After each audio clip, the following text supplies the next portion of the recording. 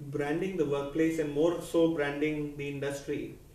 Uh, if an organization, for example, your organization, seriously uh, is working in that direction, what are some of the challenges that you face in ensuring it is the perception side of it is No, getting met? brand building is a huge, costly, and time-consuming process.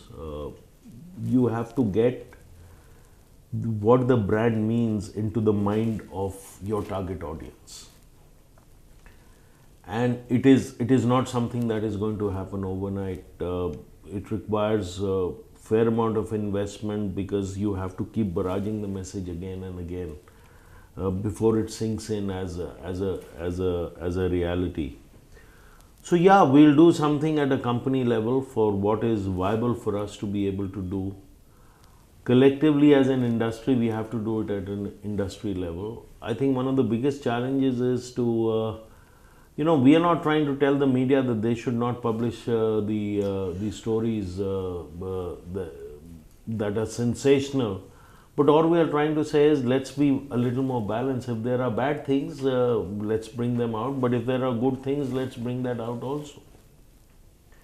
And it is that balanced view that that is there are loudspeakers there that are all beaming at our target audience. We cannot be saying something vastly different to a group of people where the media is talking of something totally different.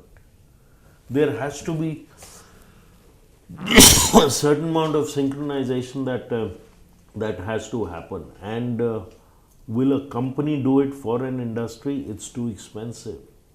But collectively, as an industry, we have to do that. Collectively, as bodies such as NASSCOM, they have a role to play. The media has a huge role to play.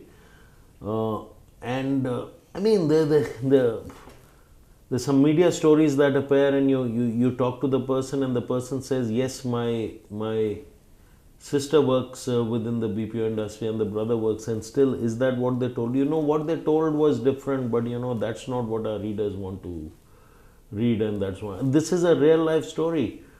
To say, but your brother works there or your sister works there, and you think this is what you're going to, and you're told different things by that guy, but you're still going to go through the sensationalist side of which way people are trying to manipulate you.